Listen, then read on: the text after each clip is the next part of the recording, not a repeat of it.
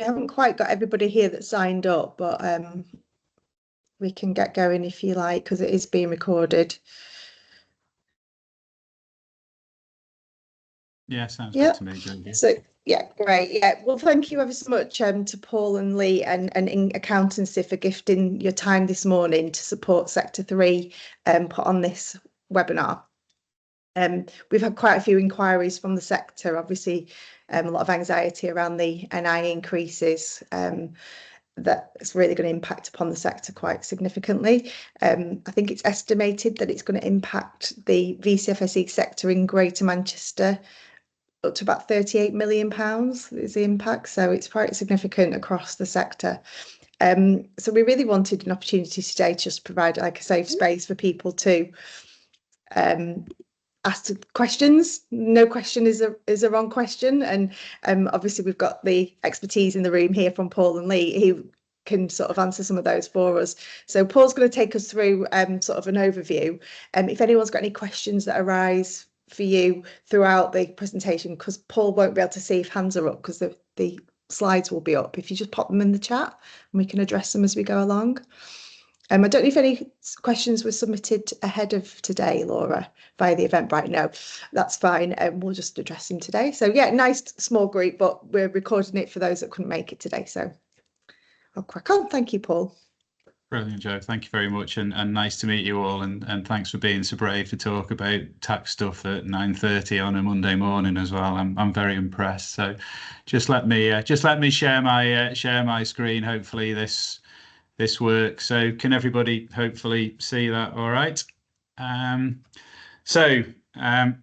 national insurance contributions myth busting was the title that we ultimately came up for this presentation this morning. As Jo says, I'll just run through fairly quickly. I've got some worked examples and then just some thoughts at the end, but obviously the main thing is about you guys having the opportunity to ask questions once I've been through the slides. So first of all, a little bit about who we are. So we're a full service accountancy practice based in Hazel Grove, 22 people with a couple of new people to start in the fairly near future.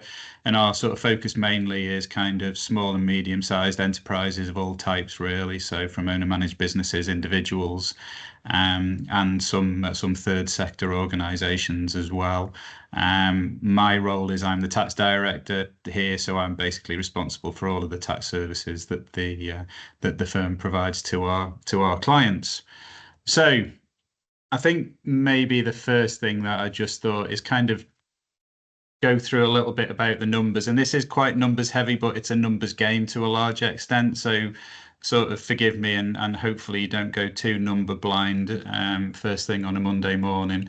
So we're going to focus on employers' contributions because that's the thing that's changing. Employees' national insurance isn't actually going to change.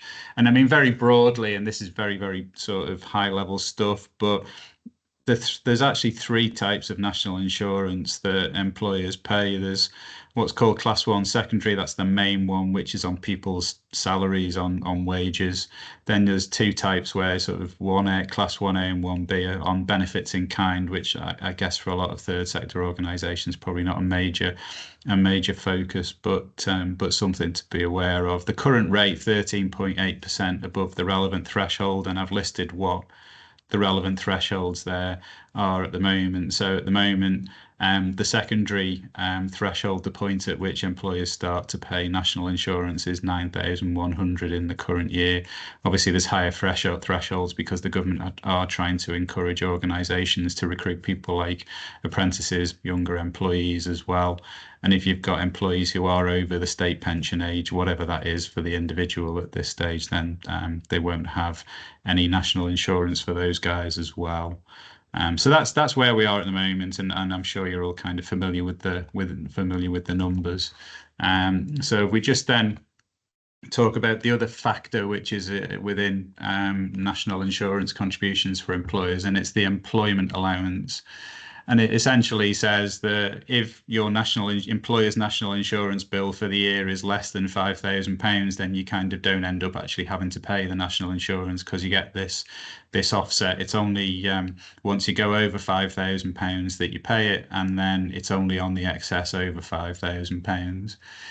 Now, for a lot of our commercial clients, they sometimes have a number of companies within their group or organisation. I guess you could conceivably have connected third sector organisations, but essentially you only get one £5,000 allowance between all of those. And at the moment, employers with an annual national insurance bill of over 100,000, they don't get that employment allowance at all. And again, more for commercial clients really. But if you've just got a company that's had a single director, then they can't claim the employment allowance either. But as I say, by way of an example, let's say once you've calculated all your employer's national insurance for the year and it comes to 12,000, you can knock your 5,000 employment allowance off, and that reduces your national insurance bill to £7,000 for the year. So that's kind of where we are now, if you like. And obviously, we've got the significant changes that Rachel Reeves announced in the budget in October, and I think the two key ones are listed on the screen there. So first of all, the employer's national insurance rate is going to go up to 15% from April.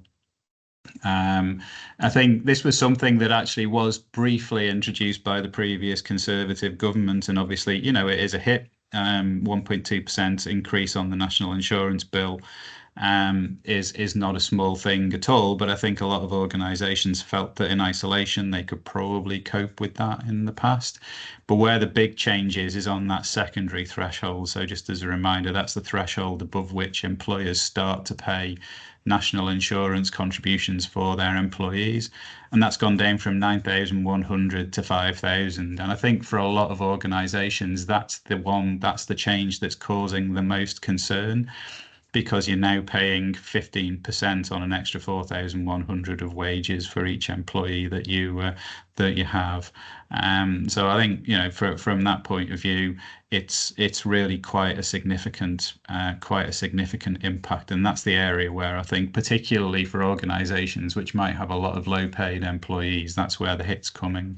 The government did make one change to compensate to a certain extent, and hopefully some of the examples will show that at the smaller end of the scale for employers, then actually this change kind of does balance out, and potentially actually means some smaller employers will pay less national insurance post-April. So the employment allowance, which I mentioned, currently is at £5,000. That's now going to increase to £10,500. So the same rules apply, except for larger employers, they can now get the employment allowance, because the rule that said, well, if your NIC bill is more than 100 grand a year, you can't get it, that's now been removed. So there's but that up at that scale, the sort of the extra 5,500 of employment allowance isn't really going to compensate for the increases. But for smaller employers, so if you go back to our employer, which has got an annual employer's bill of £12,000, you knock the employment allowance off, and that's actually reduces their bill now to 1,500 as opposed to the 7,000 that it was under the new rules. So for smaller employers, there is actually there are some positives to come from the changes, but as we'll kind of work through in the examples, and I'll just skip through these really quickly because I'm conscious it might be better use of everybody's time if you do have any questions. But at the smaller end of the scale, actually there are some real positives that come out of these changes. But once you go above the sort of level where this impact, whether the employment allowance kind of doesn't start to compensate, then the impact does rise quite significantly. So, and again, forgive me that there's going to be an awful lot of numbers here. I will just skip through them, but I think I just wanted to sort of illustrate how at different salary levels, the rules are going to impact employers. So let's say we've got an employer, small employer, it's only got 3 employees and they're all, part-time. So they're only earning, I guess £15,000 a year. So under the current rules, they'd have no national insurance because a combination of the threshold at 9,100 each And also the employment allowance means that they've got no national insurance. And for these guys, then under the current rules, although in theory their bill goes up, because the employment allowance still covers their national insurance due, that 4,500 in the right-hand column there. There's still no net national insurance due for these guys at all. So, you know, in one sense, for that sort of size of employer, their situation isn't going to change. And you know, even if we go to 5 employers, the same applies. Then although there is an increase again in their overall bill, the employment allowance at 10,500 means that they're still not paying national insurance. So 5 employees, each with, you know, on an average, say, of 15,000 per head, we're still not seeing any real impact from these changes. And similarly, and actually this is an instance where the changes, you know, can benefit. And I appreciate these numbers are very artificial and there's a lot of variables here, but I think it's interesting to see that, and I'm not by any means trying to put a positive spin on this overall, but I think there are some positives, as I say.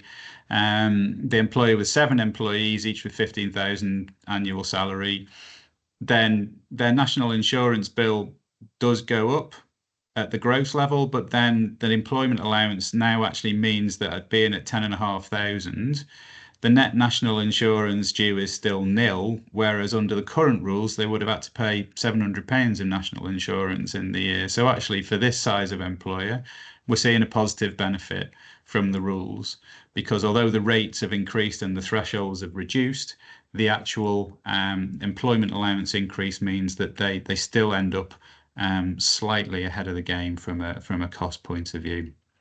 However, when we get to 9 employees, oh, sorry, beg your pardon, skipped on a little bit there. We get to 9 employees, then this is where we see it for this sort of level of remuneration. So if we've got, again, a relatively part-time heavy business or organization with 9 employees, this is the threshold at which the national insurance changes do start to have an adverse effect, because the increase in the employment allowance no longer compensates for the overall increase in their national insurance bill. So, but again, for, you know, smaller employers at that sort of level, employing a lot of part-time people, and, you know, conceivably at a lower level, there is actually some benefit for them.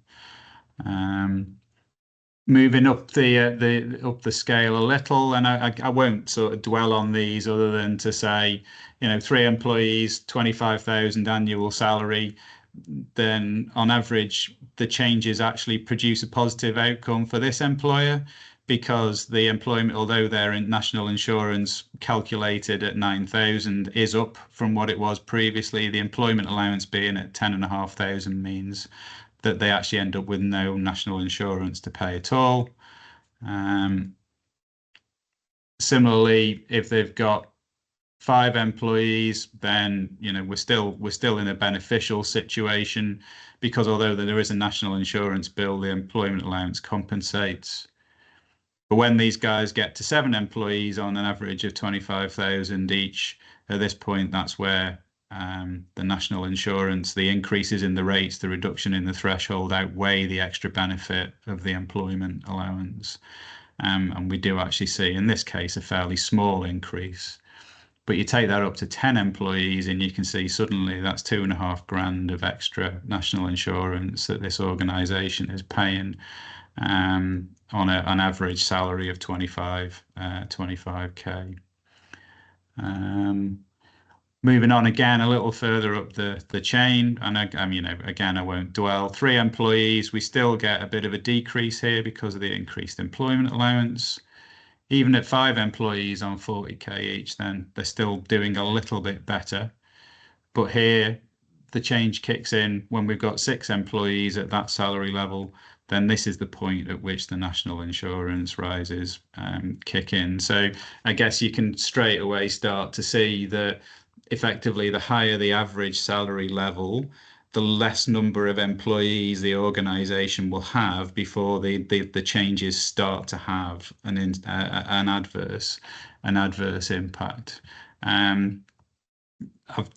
And again, by the time we got up to 10 employees, then that's, close on £4,500 extra per year that this employer would have to be paying, which, even with 10 employees and 40k a year, that's a big cost for the employer. Where I think the changes, I personally think, do impact quite adversely is actually, strangely, when you've got businesses where the employees are only on, say, 10k, or organizations where the employees only on 10k a year, so they're barely over the national insurance threshold. So and we can sort of skip through and say 5 employees, we still no national insurance. 7 employees at 10k a year, no national insurance. But actually, when you get to 15 employees, then you're suddenly in a position where you are paying national insurance, because the threshold has actually dropped to such an extent. And it's the threshold reduction here that's really hurting, rather than the increase in the rate. But you can see on the left-hand side, the column there, even at 15 employees, and even with an employment allowance of 5,000, there's going to be an awful lot. There's a long way to go with this particular employer before they would be paying national insurance under the old rules, because at that sort of 10,000 level, the national insurance bill is quite small per head. You can have a lot of employees before and effectively we're talking about 180 odd quid per head. Sorry, less than that, about 130 quid per head per employee.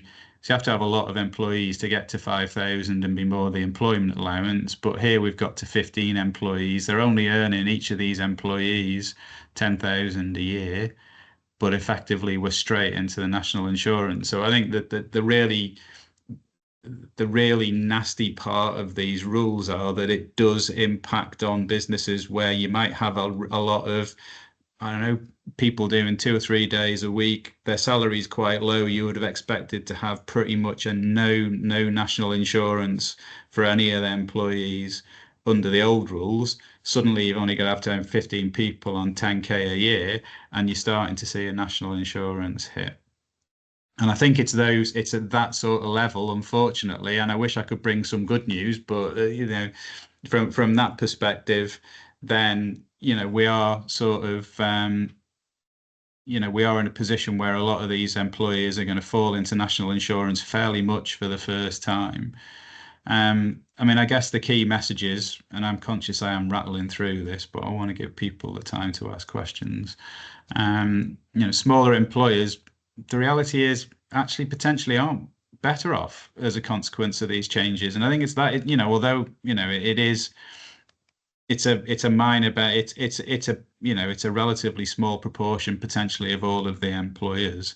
But actually, for a lot of employers, these rules do have a positive impact, because although their calculated national insurance bill goes up, as I say, I know I sound like a broken record, the 10,500 employer allowance does mean that they are actually making savings at that level.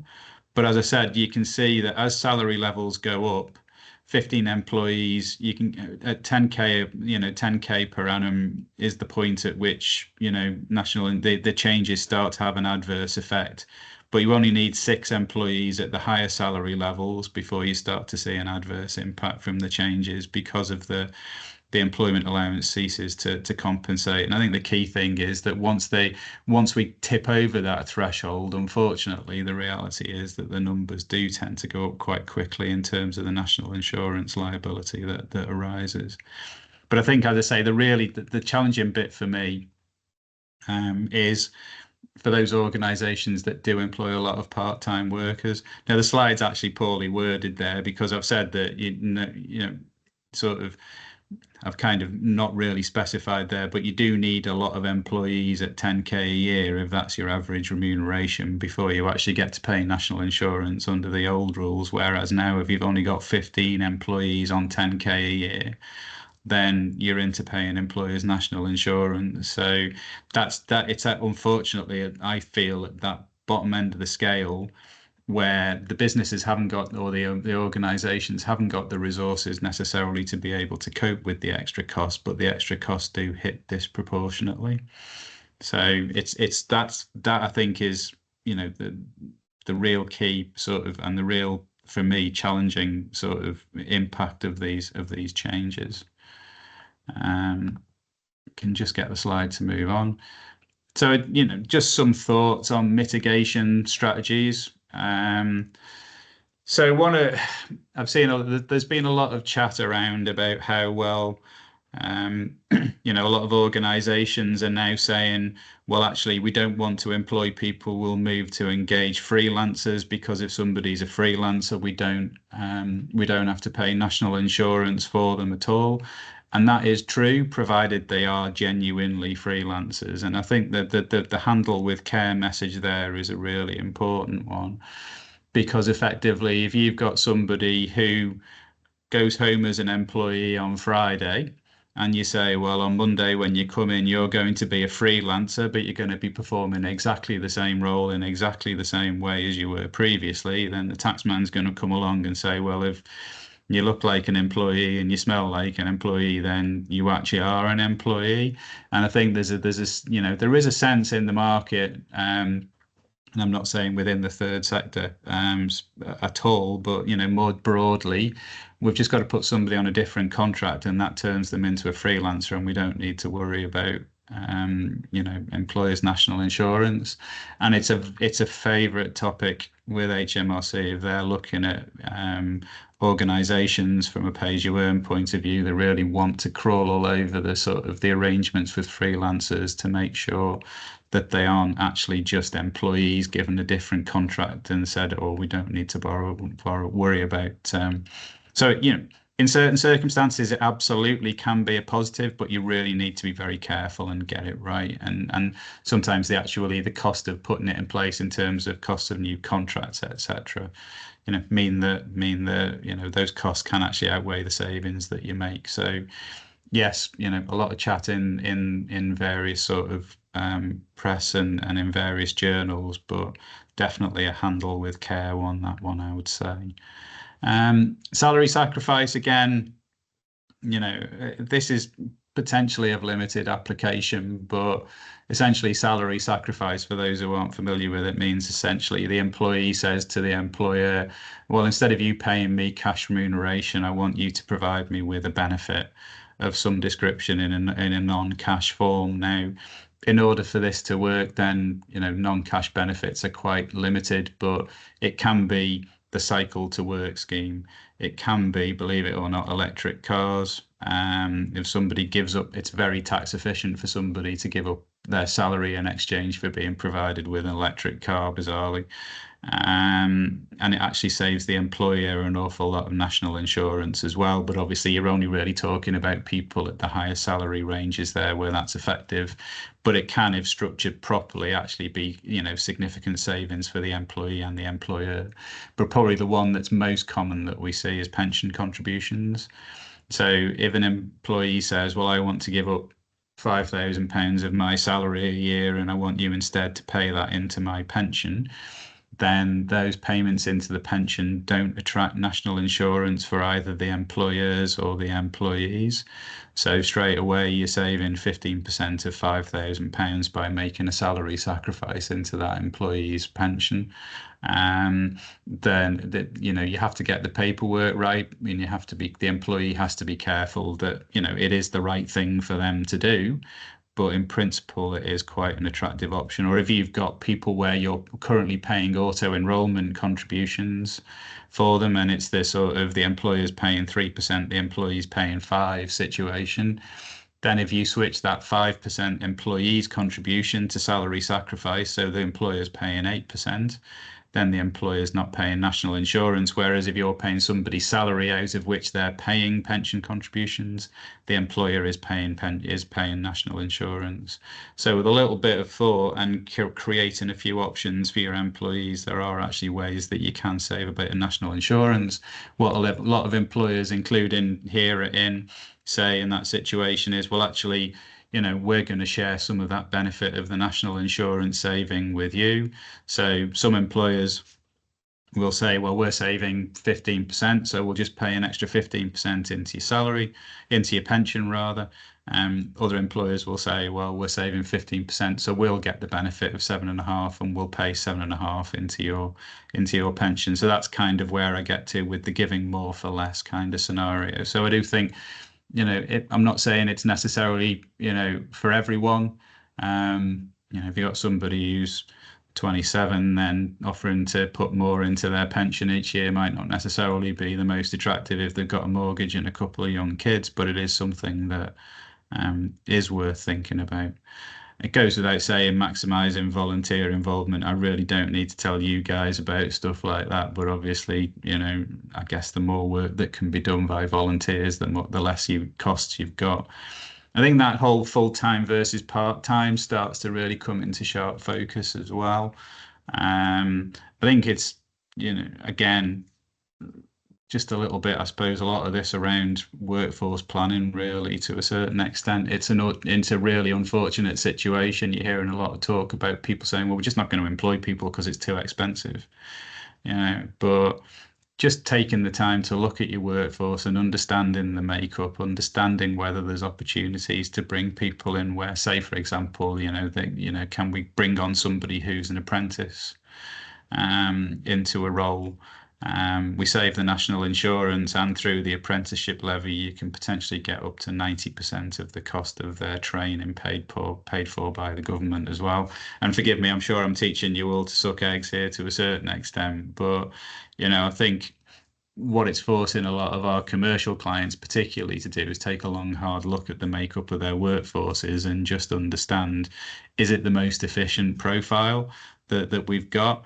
Look at going back to the full-time versus part-time, is it, more beneficial for us to employ one full-time person rather than two part-time people? It's an awful calculation to have to make, because you want to be able to give work to people, and well-paid work, but, people are having to make some fairly hard decisions. And I guess, and I'm sure you're all aware of this lastly, but don't be afraid to sort of really, really sort of make this part of your messaging to your donors and your funders, I suppose. Just explain to them that,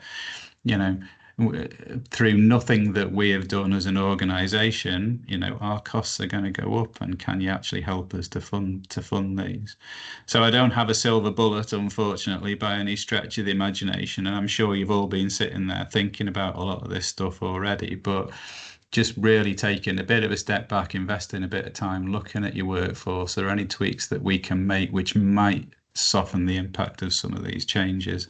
I think could well be time well spent, because of, we're already hearing that there may need to be more tax rises, and so this isn't going to go away anytime soon. And whilst some of my clients say to me, well, we've just got to stick it out for a few years, we'll get a different government and they'll change the rules back to how they were, experience suggests that once these tax changes have been in place for a couple of years, any future government isn't going to sort of reverse them, because it just costs them money, frankly, and that money's hardwired and baked into budgets.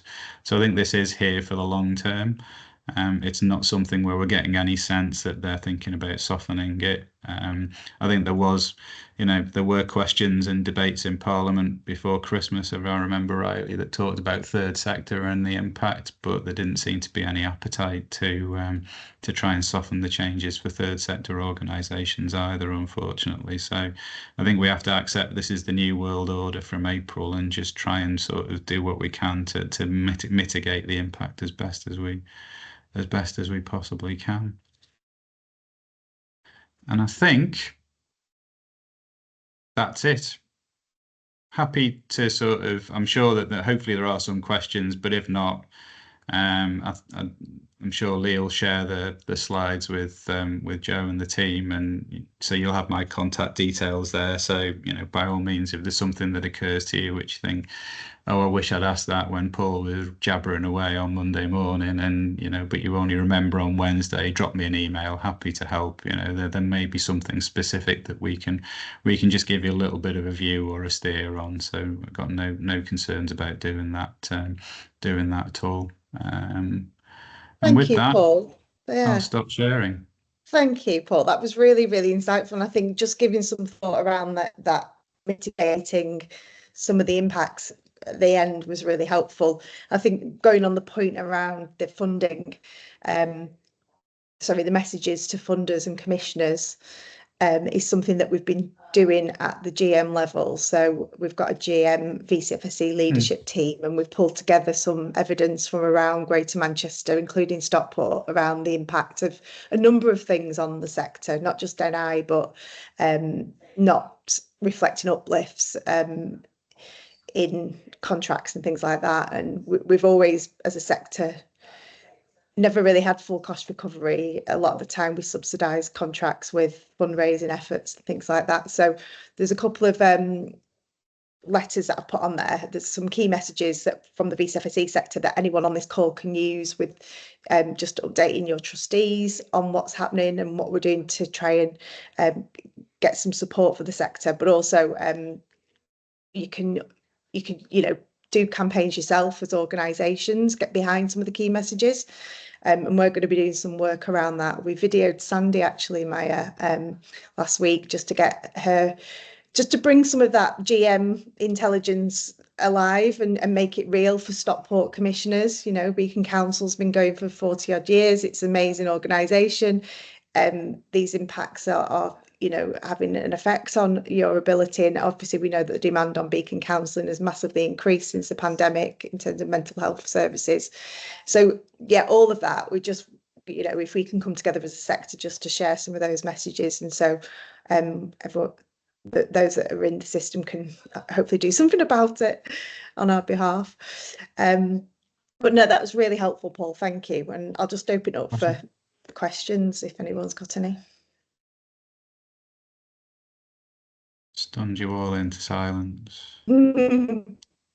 So for me personally, I'm just sitting in to take notes for Sandy and Charlotte today. Yeah. So I'm sure that if they do, I'm not very well versed with NI and kind of all the impacts of what they're deciding down at Westminster. But I'm sure that, once they're back and got an idea and read through my notes and had a look at some of the documents you sent in, you will be getting, I imagine you'll be getting some emails from them just to clarify anything that I may not have gotten down adequately enough. But I think just from an apprentice point of view, because I've been hired as a fundraising apprentice in the past couple of months, how obviously there'll be funding from the government for organisations to employ apprentices, but beyond that, where's the kind of appeal in organisations going for more apprentices? Because of course it's a 12 to 18 month course. At the end of it, these apprentices are going to be looking for full-time work. So what are the impacts that these NI contributions are going to have for these future full-time workers once they've graduated their programme? Yeah, I mean, I think it's a really good point, because essentially, you do get the benefit while you're on the apprenticeship, but once you don't, then the national insurance bill that's associated with the apprentice does increase, back to the sort of normal level, so you don't get the concessions. So there is, and I think it's one thing. It is a bright line, unfortunately, and I think whether there's a way that over time they could soften that a little with the transition, because to go from saying to somebody you can earn over 50 grand up to 50 grand before we pay national insurance, to suddenly you paying national insurance on anything over 5,000 is a massive impact. So yeah, I think it's a really good point, Maya. You don't just need to look at it as a short-term fix, but it is a how are we going to accommodate this in the long term. And I think that is, again, it goes back to the whole workforce planning piece. So, and I don't think, again, it's a classic government policy which hasn't been thought through beyond the point of, oh, look, great, we're encouraging people to take on apprentices. But then it's kind of, well, we drop you like a hot stone as soon as you get to, there's no support once you transition to somebody sort of who's gone through the apprenticeship program and is suddenly a full-time employee.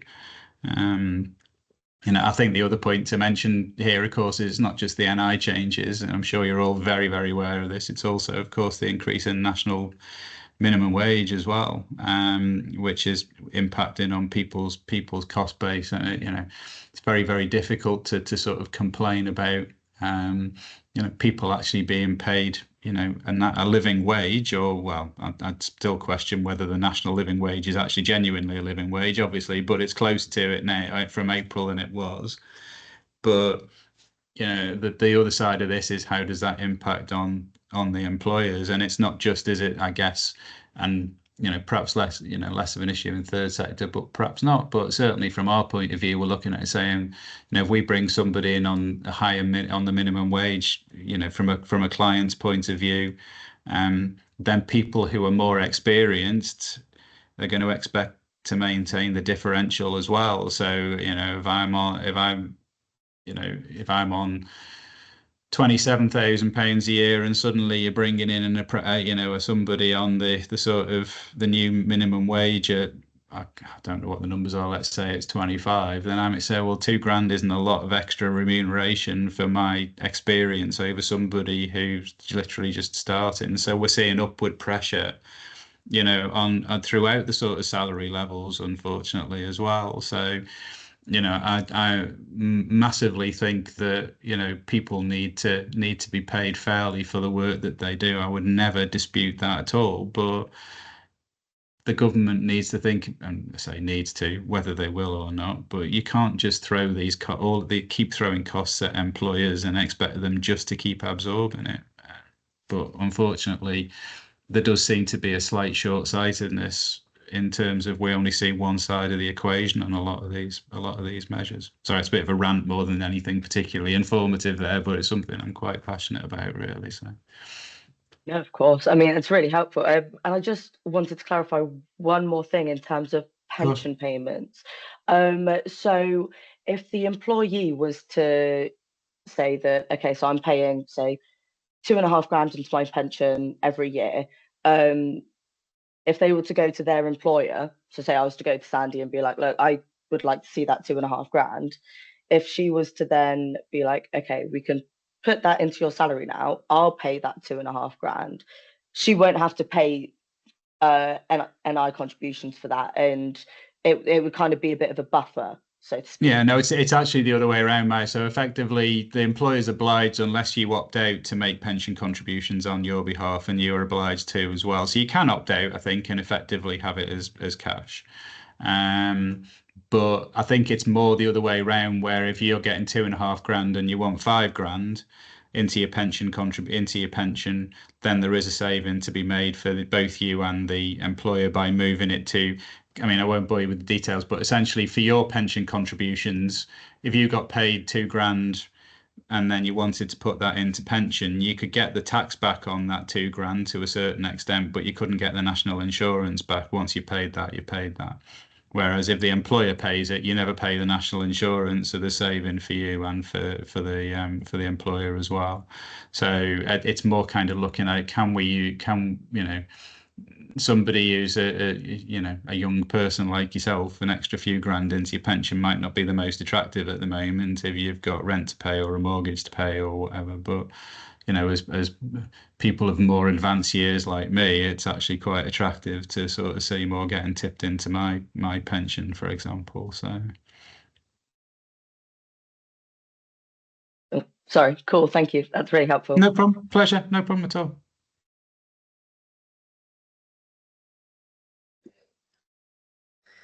Are there any other questions? Well, lots to think about, and we've obviously Paul shared his contact details helpfully, so we can come back to him if we've got anything on reflection. But I think it's quite a useful set of slides to share with trustees as they're getting their heads around this. Obviously, we might all be working with accountants, which hopefully they'll know what the impact is. But I think that whole mitigation and kind of thinking about forward planning, because we are seeing organisations having to cut jobs or raid reserves or scale back services. So yeah, I think if you want any help in terms of any organisational development around looking at that, then we can perhaps put something else on around workforce planning. in response to the needs of the sector. So yeah, just let us know if there's anything we can do at Sector 3 to support.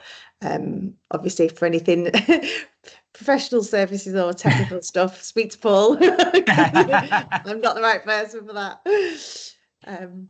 Yeah, I'm genuinely happy to sort of have a chat about any of this stuff. I may not have any great answers, but at least if I can help to clarify things, then I'm happy to do that. And any local evidence or stories around your own organisations or other organisations that are struggling through this, then please let us know, and we'll use that as part of our campaign to local decision makers and commissioners and things. Fab. Well, thank you very much for your time. Have a great week, and I really appreciate it that in accountancy, award-winning in accountancy, Stockport based, was here to support. So thank you ever so much. No, pleasure. Really lovely to see you all. Thank you. Bye Thanks, now. guys. Bye. Thanks. It's really useful, Paul. Thanks very much. Thanks a lot. Cheers, Bye. Jonathan. Have a good week. Bye. Bye. Bye.